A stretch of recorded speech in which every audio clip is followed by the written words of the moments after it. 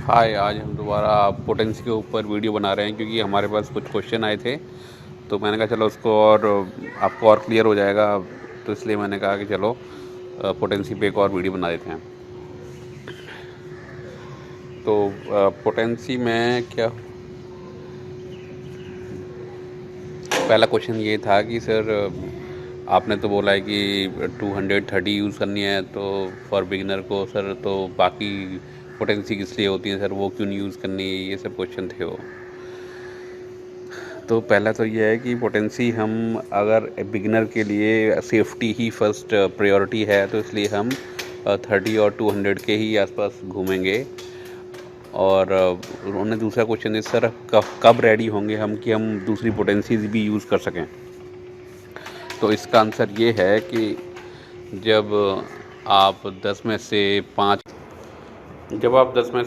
या 6 मरीज़ सही कर लेंगे, तब आप रेडी हैं किसी भी पोटेंसी को यूज़ करने में और पोटेंसी को वेरी करने में। जब तक आप इतना आपकी सक्सेस रेट नहीं है, तो आप पोटेंसी के चक्कर में ना पड़ें। अल्टीमेट एम यही है कि सही दवाई हमें ढूंढनी है बस, और देनी है। पोटेंसी जैसे जैसे आपका एक्सपीरियंस आएगा, आप उसको वेरी करना तभी सीखेंगे, लेकिन एज ए बिगिनर आपको बस 200 और 30 ही यूज़ करनी है, और कोई पोटेंसी आप यूज़ नहीं करनी, क्योंकि ये काफ़ी सेफ़ हैं। आप इनिशियली आराम से यूज़ कर सकते हो इनको। अगला क्वेश्चन ये है कि क्या हम दवाइयों को मिक्स करके दे सकते हैं। तो एक से ज़्यादा दवाइयाँ देना या फिर मिक्स करना रिकमेंडेड नहीं है, लेकिन क्या करते हैं, काफ़ी सारे डॉक्टर ऐसे हैं जो क्या करते हैं कि मिक्स कर देते हैं दवाइयों को। तो उनका जो रिज़ल्ट होता है वो उतना वैसा नहीं होता जैसे कि अलग अलग दवाइयों को यूज़ करें, राइट।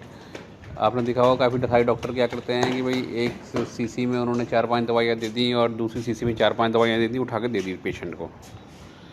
तो हमने ये काम नहीं करना है। इसको बोलते हैं मिक्सोपैथी। मिक्स करो बहुत सारी दवाइयाँ और दे दो पेशेंट को। अब कौन सी दवाई काम कर रही है, वो पेशेंट मान लो सही भी हो जाता है, उनमें से कौन सी दवाई ने काम किया आपको यही नहीं पता चलेगा, तो आपका जो प्रैक्टिस है वो बिगड़ जाएगी। तो आपने क्या करना है, सिंगल मेडिसिन को ही यूज़ करना है एक टाइम पे। एक से ज़्यादा मेडिसिन को यूज़ नहीं करना वो एक टाइम पे। अब ये भी जान लेते हैं कि भाई मिक्स करते क्यों हैं ये दवाइयों को। जो डॉक्टर्स हैं वो ऐसा होता है कि भाई सिम्टम्स के बेस पे वो डिसाइड नहीं कर पा रहा भाई डॉक्टर की भाई ये कौन सी मेडिसिन सही रहेंगी। तो जो मोस्ट फ्रिक्वेंटली मान लो कि किसी को फीवर है, तो वो क्या करते हैं कि जो मोस्ट फ्रिक्वेंटली फीवर के लिए दवाइयाँ हैं, उठा के उन्हें मिक्स करके दे देते हैं कि भाई चलो कोई सी तो काम करेगी। लेकिन हमने ये फंडा नहीं यूज़ करना है। हमने अगर एक से ज़्यादा दवाई देनी भी है तो वो अलग अलग टाइम पे देनी है। जैसे सुबह हमने कुछ दवाई दी, तो ये नहीं कि मिक्स करके दूसरी दी, क्योंकि आपको पता नहीं चलेगा कि किसने क्या काम करा। तो वो अलग टाइम पे हम दूसरी दवाई को यूज़ कर सकते हैं, लेकिन एक बार में एक ही दवाई देनी है। इससे क्या होगा कि जो आपकी प्रैक्टिस है वो अच्छी होगी और आप अच्छे से सीख पाएंगे। क्योंकि जब मिक्स करते हैं तो मिक्स में तो पता नहीं ना, बाई चांस काम भी करेगी तो भाई किसने काम करा। क्योंकि जब आप अच्छे से सेलेक्ट करके दवाई दोगे तो वो काम करेगी, और नहीं भी करी तो आपको आपकी गलती मालूम हो जाएगी, भाई ये दवाई मैंने दी थी, ये काम नहीं करी। तो आपको यही पता रहेगा ना कौन सा किसने काम किया और किसने नहीं किया। तो ये भी जानना ज़रूरी है कि कब मैं सक्सेसफुल हुआ और कब मैं नहीं सक्सेसफुल हुआ। ये भी एक लर्निंग है। तो हम मिक्स वाली जो मिक्स करने वाली प्रिंसिपल है उसको नहीं देंगे। तो फिर यहाँ पर ये बात होती है कि फिर हमारा सक्सेस रेट कम हो जाएगा। ऐसा कुछ नहीं है, आप प्रॉपर उसको सिम्टम्स सारे लीजिए। अब आप प्रॉपर आप उसके सारे सिम्टम्स लीजिए, तो आपका सक्सेस रेट सिंगल से आपको सीखने को ही ज़्यादा मिलेगा उल्टा, अगर आप सिंगल मेडिसिन यूज़ करते हैं तो। अगला क्वेश्चन हमारा ये है कि भाई एक क्वेश्चन था कि सर आपने हमें बता दिया कि ये दवाइयाँ हैं आप चेंज कर सकते हो, पर आपने ये नहीं बताया कि अगर कॉम्प्लीमेंट्री हैं, एनीमिकल हैं, तो आपस में जो एक दूसरे को सूट नहीं करती दवाइयाँ ऐसी, उनको एक साथ नहीं दे सकते। और जो कॉम्प्लीमेंट्री मेडिसिन है वो एक दूसरे का जो 2 मेडिसिन है, अगर वो आपस में मिल के अच्छा कॉम्बिनेशन बन जाता है और अच्छे से असर करती है तो उनको कॉम्प्लीमेंट्री बोल देते हैं। इनिमिकल हैं कि आपस में नुकसान करती हैं, साथ में नहीं दी जानी चाहिए। ये सब लिखा हुआ है किताबों में, ठीक है। और अब बस यही है कॉम्प्लीमेंट्री, और कैसे आपने तो ये तो बताया नहीं इस कॉम्प्लीमेंट्री और इसके बारे में, तो हम एक साथ कैसे दवाइयों के एक के बाद दूसरे, हमें डर लगता है कहीं वो कहीं इनिमिकल ना हो, कहीं वो कुछ हो ना जाए। तो इसका आंसर ये है कि ऐसे एज ए बिगनर आपको कॉम्प्लीमेंट्री और इनिमिकल के चक्कर में ज़्यादा पड़ना नहीं है। कॉम्प्लीमेंट्री क्या है कि जो एक दूसरे को हेल्प करती हैं सही करने में, पर जनरली हम तो सिंगल मेडिसिन के पीछे भागेंगे। तो जब कॉम्प्लीमेंट्री तब है कि भाई जब कुछ एक दवाई ने काम कर दिया हो, तभी कॉम्प्लीमेंट्री और इनिमिकल का फंडा आता है। अदरवाइज़ आपके लिए कोई रिलेशन नहीं है उसका, उसको उस पर इतना ध्यान ना दें कि जैसे मान लो कि उसने मरीज को 30, 40 या 50% रिलीफ पहुंचा दिया किसी दवाई ने, तो अब पूरा एक्शन उसका फिनिश करने के लिए हम उसकी कॉम्प्लीमेंट्री मेडिसिन, जैसे मान लो लेचेसिस है, उसने कुछ हेल्प कर दी तो मतलब 50% सही हो गया, तो हम उस केस में कॉम्प्लीमेंट्री देखते हैं कि इसकी कॉम्प्लीमेंट्री कौन सी है, जिससे कि हम उनको कॉम्प्लीमेंट्री भी साथ में दें, जिससे कि उसका पूरा फंक्शन सही हो जाए और वो दवाई अच्छे से काम करे। तो ये है फंडा कॉम्प्लीमेंट्री का। और इनिमिकल का मतलब ये है कि इनिमिकल तब देखनी है आपको जनरली जब किसी दवाई ने कुछ काम कर दिया, जैसे मान लो मैंने एग्जांपल दिया था कि दवाई ने 40-50% काम कर दिया, कुछ आराम कर दिया है, तो उसके बाद इनिमिकल नहीं दी जानी चाहिए, ठीक है।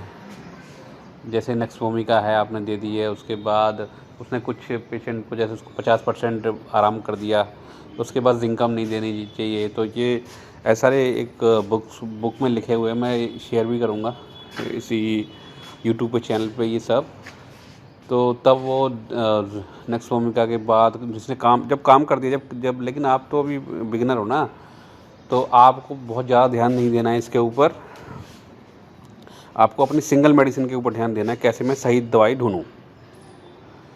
सही दवाई आपने ढूंढ ली तो आपका काम ख़त्म हो गया, क्योंकि आप अभी बिगिनर हैं। तो अब दवाई है तो आपका सक्सेस रेट जो है बहुत ही पुअर है। अब दवाई देते हैं, दवाइयाँ काम ही नहीं करती हैं, तो फिर जब आधी दवाई ने काम कर दिया, आधा, इससे चीज़ कुछ सोचना ही नहीं है ना। फिर आपने तो बस ये इस पर ही ज़्यादा दिमाग लगाना है।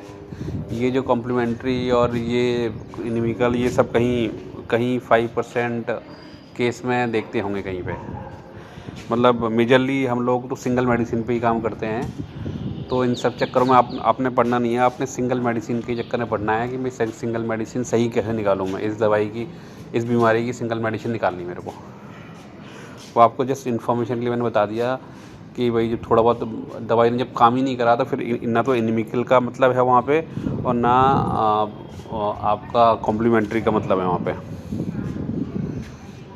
ठीक है ना। तो आपने जो सोचना है वो 90% के ऊपर की जो चीज़ें हैं, जो 95% जो चीज़ है वो सही दवाई निकालनी है। उसके बाद 5% में बाकी सारे कहानी आती है। तो फिर आप उन चक्करों में ना पड़ के 95% पे काम करो ना आप एज ए बिगनर, क्योंकि वही आपको बहुत अच्छे रिजल्ट दिलवाएगी, वही आपको सक्सेसफुल बनाएगी होम्योपैथी में। देखो 95% सही दवाई निकालनी है, अब बाकी 5% में सारे दूसरे फंडे आ जाते हैं। तो फिर आप क्या करोगे, 95 पे कंसंट्रेट करो कि भाई सही दवाई कैसे निकालूं, सही दवाई कैसे निकालूं और सही दवाई कैसे निकालूं। बाकी 5% में ये सब पोटेंसी और बाकी सब फंडे आ जाते हैं, एनिमिकल, कॉम्प्लीमेंट्री, बाकी सब ये सब। तो आपने क्या करना है कि 95% पे ही कंसंट्रेट करना है एज ए बिगनर। आपको सक्सेस रेट बहुत अच्छे से बढ़ाना है। तो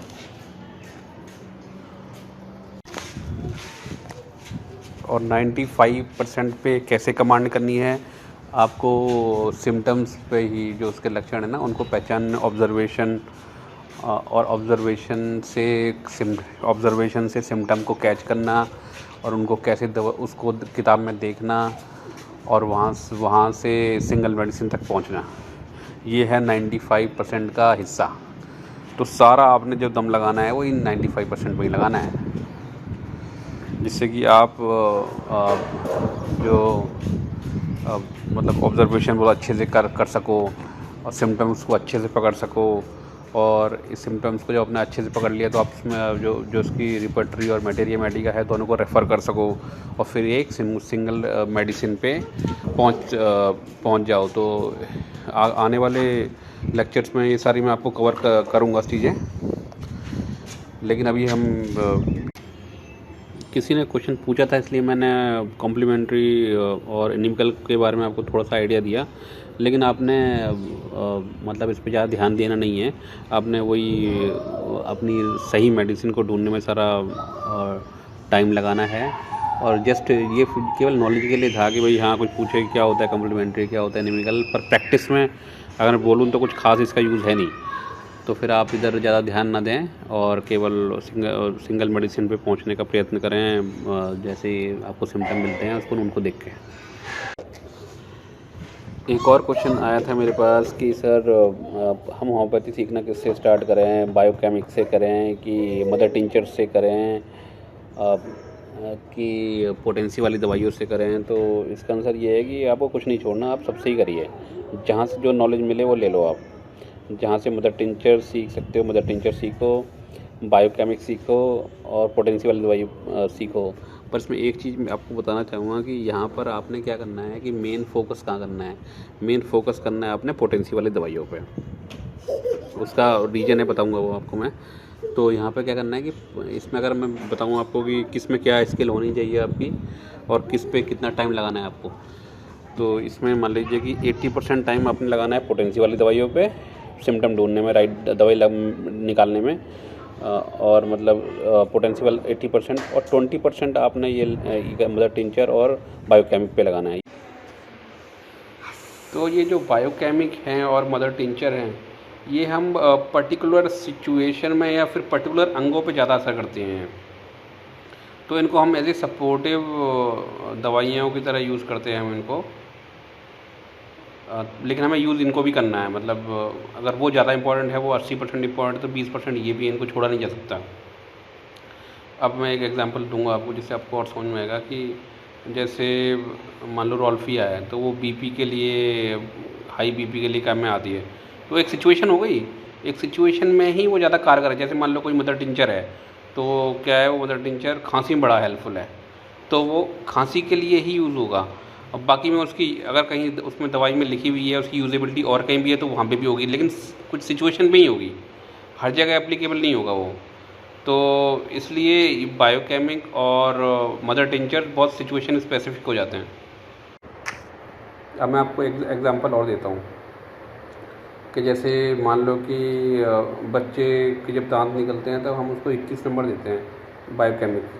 तो 21 नंबर में क्या होता है, एक सिचुएशन होगी कि बच्चे दांत निकलने तभी हेल्पफुल है वो 21 नंबर, अदरवाइज़ इतनी हेल्पफुल नहीं है वो। सब सारी अदर सिचुएशन जितनी भी होंगी, कुछ और बीमारी है, कुछ भी, तो एक स्पेसिफिक सिचुएशन में ये बायोकेमिक और मदर टिंचर्स ये काफ़ी हेल्पफुल होते हैं। मान लो कि बच्चे के दांत निकल रहे हैं और कोई भी दवाई खा रहा है वो, कोई भी और इंडिकेटेड दवाई है वो जो पोटेंशियल वाली हम देंगे वो, और लेकिन साथ में 21 नंबर भी दे देंगे क्योंकि ये सपोर्टिव फंक्शन है, इस सिचुएशन के लिए बहुत हेल्पफुल पाई गई है वो, तो हम उसको भी यूज़ कर लेंगे। ठीक है ना। ऐसी मदर टिंचर है। कुछ मदर टिंचर लीवर पे काम अच्छा करते हैं तो वो हम उसको कुछ लीवर की दवाइयाँ जब देते हैं उसको तो हम साथ में ये भी चला देते हैं जिससे कि सपोर्ट हो जाए। तो ये पर्टिकुलर सिचुएशन या पर्टिकुलर ऑर्गन्स पे ज़्यादा काम करते हैं ये। तो कालीफॉस 6X जनरल टॉनिक दिया जाता है कि भाई मानसिक थकान के लिए, और जो बच्चे पढ़ाई वढ़ाई करते हैं तो ज़्यादा थकान हो जाती है, दिमागी रूप से थकाई होता है, हम कालीफॉस 6X दे देते हैं उसको, जिससे एक नर्व का मतलब नर्व को वो रिलैक्स करता है। मतलब दिमाग ज़्यादा अगर आप थक गया पढ़ के तो फिर तो अब एक तो स्पेसिफिक सिचुएशन हो गई ना हमने कालीफॉस 6X की, उसको लेकिन पोटेंसी में नहीं दी हमने। ठीक है। अब पोटेंसी में अगर कालीफॉस का क्या यूज़ है, तो उसमें ऐसा नहीं है कि कोई अंग स्पेसिफिक ही है कालीफॉस। मान लो कि हमारी मटेरिया मेडिका में कालीफॉस के 3-4 लक्षण हैं, वो सर से कोई उसका थकान वकान से कोई रिलेशन नहीं है। कोई मान एग्जांपल ले रहा हूँ कि पैर में दर्द है और उसको कुछ खांसी है, कुछ सर में दर्द है, ये हमें मटेरिया मेडिका में लिखी हुई हैं। तो जब हम पोटेंसी वाली कालीफॉस उसको देंगे ना तो फिर हम उसको ये देखेंगे कि सर थकान है कि नहीं, उसके हम टोटल पिक्चर देखेंगे। और उसकी टोटल पिक्चर जो देखेंगे ना कि अगर वो कालीफॉस से मैच हो रही है, चाहे उसके सर में दर्द है कि नहीं है, उसको बहुत थकान है कि नहीं है, ये केवल ये, क्योंकि उसमें जो जो उसकी मटेरिया मेडिका है कालीफॉस की, उसमें कम से कम हज़ारों सिम्टम दे रखे हैं। तो ये सर में ये थकान होना, ये एक आध लक्षण है उसका। तो ये हर बार नहीं है कि ये जब तो हम उसकी जो बायोकेमिक देंगे वो तो स्पेशल इंडिकेशन पे देंगे कि यार मानसिक थकान है, हल्का फुल्का डिप्रेशन है, तो हमने उसको रिलैक्स करने के लिए दे दिया कालीफॉस 6X। लेकिन जब हम पोटेंशियम दे दें तो हम उसका ना ये नहीं दिखेंगे कि ये नर्व रिलैक्स के लिए दे रहे हैं हम, ये ऐसा ऐसा उसके अप्रोच है कि हमारे 2 3 4 सिम्टम मिल गए उसमें हमें मटेरिया मेडिका में और बिल्कुल सूट हो रही है, चाहे वो सर में दर्द है या नहीं है, कुछ नहीं है, लेकिन हम उसको दे देंगे उसके जो भी सिम्टम्स मैच होंगे। तो ये जैसे 200 में 30। तो यहाँ से आपको समझ में आ गया ना कि एलोपैथी और होम्योपैथी अप्रोच में क्या फ़र्क है भाई, कि इसको स्पेसिफिक फंक्शन के लिए स्पेसिफिक सिचुएशन में अगर दे रहे हैं तो वो जैसे बायोकेमिक और मदर टिंचर तो एक तरह की एलोपैथी अप्रोच हो गई वो, क्योंकि प्रॉब्लम एक कि हाँ भाई इस बीमारी के लिए यही दवाई है। लेकिन जब हम उसमें जाएंगे, उसके पोटेंसी वाली दवाइयाँ यूज़ करेंगे तो फिर उसमें सिम्टम के बेस पे कोई भी हमें बयास नहीं होना कि भाई ये दवाई सर दर्द की है, ये पैर दर्द की है, ये पेट की है, ये क्या है। उसके जहाँ उसके 2 4 सिम्टम मिल गए, हमें कंफर्म हो गया कि हाँ भाई दवाई यही है, तो हमने उसको दे दी। चाहे उसके कालीफॉस जो है वो अगर मटेरिया मेडिका में कहीं पेट दर्द लिखा है तो वहाँ भी काम आएगी वो। और उसके साथ में जो कॉन्कोमिटेंट हैं उसके, और जो जो भी उसके मतलब कॉज है, अगर कॉज भी मैच हो रहा है कॉन्कोमिटेंट और साथ में मोडालिटी कोई मैच हो रही है, तो हम उसको उस हिसाब से हम उसका। तो यहाँ से आपको समझ में आ गया ना कि एलोपैथी और होम्योपैथी अप्रोच में क्या फ़र्क है भाई, कि इसको स्पेसिफिक फंक्शन के लिए स्पेसिफिक सिचुएशन में अगर दे रहे हैं तो वो जैसे बायोकेमिक और मदर टिंचर तो एक तरह की एलोपैथी अप्रोच हो गई वो, क्योंकि प्रॉब्लम एक कि हाँ भाई इस बीमारी के लिए यही दवाई है। लेकिन जब हम उसमें जाएंगे, उसके पोटेंसी वाली दवाइयाँ यूज़ करेंगे तो फिर उसमें सिम्टम के बेस पे कोई भी हमें बयास नहीं होना कि भाई ये दवाई सर दर्द की है, ये पैर दर्द की है, ये पेट की है, ये क्या है। उसके जहाँ उसके 2 4 सिम्टम मिल गए, हमें कंफर्म हो गया कि हाँ भाई दवाई यही है, तो हमने उसको दे दी। चाहे उसके कालीफॉस जो है वो अगर मटेरिया मेडिका में कहीं पेट दर्द लिखा है तो वहाँ भी काम आएगी वो। और उसके साथ में जो कॉन्कोमिटेंट हैं उसके, और जो जो भी उसके मतलब कॉज है, अगर कॉज भी मैच हो रहा है कॉन्कोमिटेंट और साथ में मोडालिटी कोई मैच हो रही है, तो हम उसको उस हिसाब से हम उसका तो हम उसको दे देंगे पोटेंसी में, जो भी हमें सही पोटेंसी लगेगी हम उसको उसमें दे देंगे।